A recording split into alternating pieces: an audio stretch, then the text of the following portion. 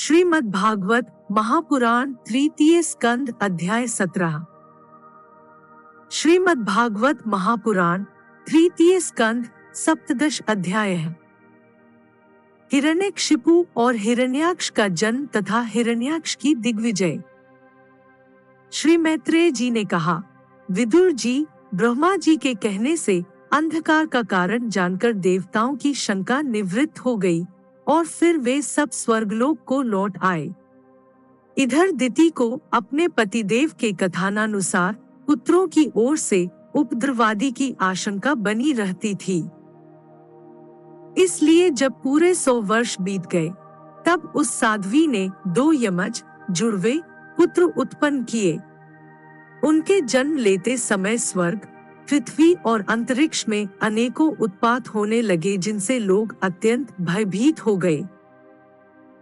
जहां तहां पृथ्वी और पर्वत कांपने लगे, सब दिशाओं में दाह होने लगा, जगह जगह उल्कापात होने लगा, बिजलियां गिरने लगी और आकाश में अनिष्ट सूचक धूमकेतु, पुच्छल तारे दिखाई देने लगे।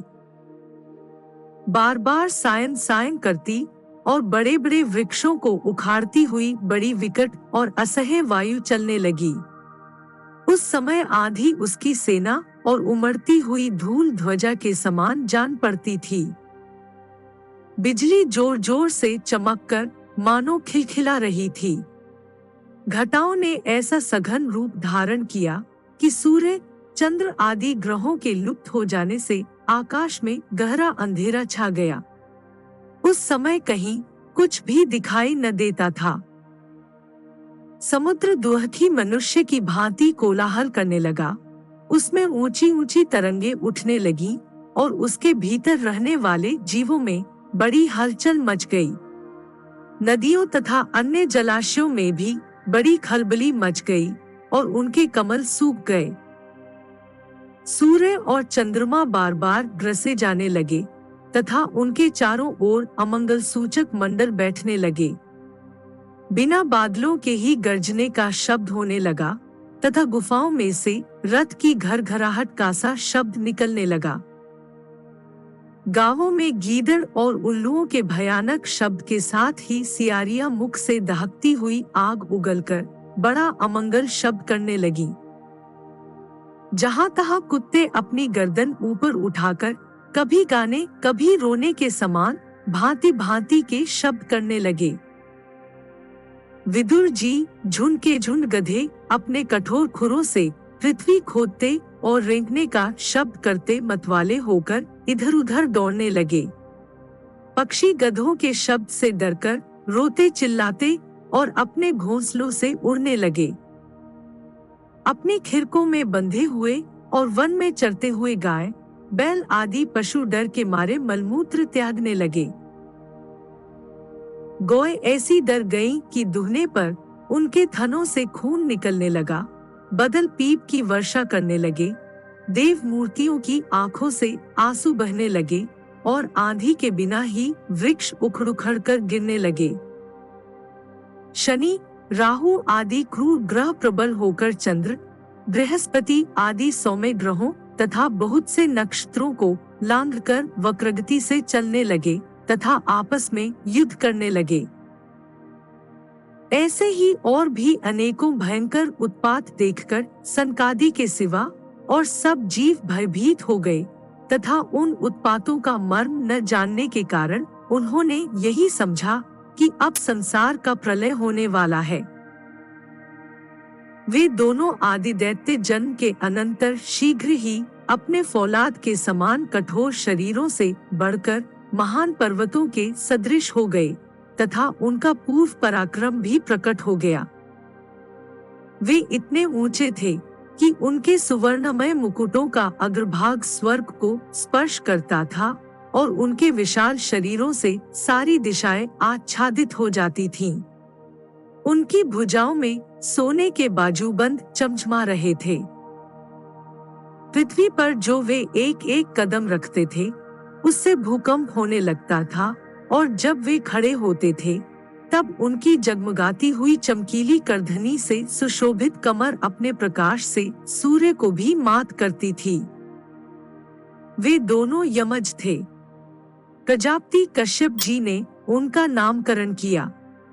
उनमें से जो उनके वीर्य से दिति के गर्भ में पहले स्थापित हुआ था, उसका नाम हिरण्यकशिपु रखा, और जो दिति के उदर से पहले निकला, वह हिरण्याक्ष के नाम से विख्यात हुआ। हिरण्यकशिपु ब्रह्मा जी के वर से मृत्यु के भय से मुक्त हो जाने के कारण बड़ा उद्धत हो गया था। उसने अपनी भुजाओं के बल से लोकपालों के सहित तीनों लोकों को अपने वश में कर लिया। वह अपने छोटे भाई हिरण्याक्ष को बहुत चाहता था, और वह भी सदा अपने बड़े भाई का प्रिय कार्य करता रहता था। एक दिन वह हिरण्याक्ष हाथ में गदा लिए युद्ध का अवसर ढूंढता हुआ स्वर्गलोक में जा पहुंचा। उसका वेग बड़ा असह्य था। उसके पैरों में सोने के नूपुरों की झनकार हो रही थी, गले में विषसूचक माला धारण की हुई थी और कंधे पर विशाल गदा रखी हुई थी। उसके मनोबल, शारीरिक बल तथा ब्रह्मा जी के वर ने उसे मतवाला कर रखा था, इसलिए वह सर्वथा निरंकुश और निर्भय हो रहा था। उसे देखकर देवता लोग डर के मारे वैसे ही जहां तहां छिप गए, जैसे गरुड़ के डर से सांप छिप जाते हैं।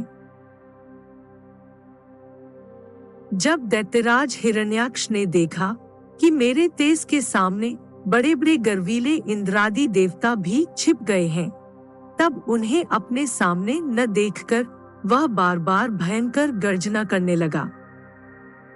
फिर वह महाबली दैत्य वहां से लौटकर जल क्रीड़ा करने के लिए मतवाले हाथी के समान गहरे समुद्र में घुस गया, जिसमें लहरों की बड़ी भयंकर गर्जना हो रही थी। ज्यों ही उसने समुद्र में पैर रखा कि डर के मारे वरुण के सैनिक जलचर जीव हकबका गए, और किसी प्रकार की छेड़छाड़ न करने पर भी वे उसकी धाक से ही घबराकर बहुत दूर भाग गए। महाबली हिरण्याक्ष अनेक वर्षों तक समुद्र में ही घूमता, और सामने किसी प्रतिपक्षी को न पाकर वह बार बार वायु वेग से उठी हुई उसकी प्रचंड तरंगों पर ही अपनी लोहमयी गदा को आजमाता रहा। इस प्रकार घूमते घूमते वह वरुण की राजधानी विभावरीपुरी में जा पहुंचा। वहां पाताल लोक के स्वामी, जलचरों के अधिपति वरुण जी को देखकर उसने उनकी हंसी उड़ाते हुए नीच मनुष्य की भांति प्रणाम किया, और कुछ मुस्कुराते हुए व्यंग से कहा, महाराज, मुझे युद्ध की भिक्षा दीजिए। प्रभु, आप तो लोकपालक, राजा और बड़े कीर्तिशाली हैं। जो लोग अपने को बाका वीर समझते थे, उनके वीरमद को भी आप चूर्ण कर चुके हैं, और पहले एक बार आपने संसार के समस्त दैत्य दानवों को जीतकर राजसूय यज्ञ भी किया था। उस मदोन्मत्त शत्रु के इस प्रकार बहुत उपहास करने से भगवान वरुण को क्रोध तो बहुत आया, किंतु अपने बुद्धिबल से वे उसे पी गए, और बदले में उससे कहने लगे, भाई, हमें तो अब युद्धादि का कोई चाव नहीं रह गया है। भगवान पुराण पुरुष के सिवा हमें और कोई ऐसा दिखता भी नहीं जो तुम जैसे रणकुशल वीर को युद्ध में संतुष्ट कर सके। दैत्यराज, तुम उन्हीं के पास जाओ, वे ही तुम्हारी कामना पूरी करेंगे। तुम जैसे वीर उन्हीं का गुणगान किया करते हैं। वे बड़े वीर हैं। उनके पास पहुंचते ही तुम्हारी सारी शेखी पूरी हो जाएगी, और तुम कुत्तों से घिरकर वीर शैया पर शयन करोगे। वे तुम जैसे दुष्टों को मारने और सत्पुरुषों पर कृपा करने के लिए अनेक प्रकार के रूप धारण किया करते हैं।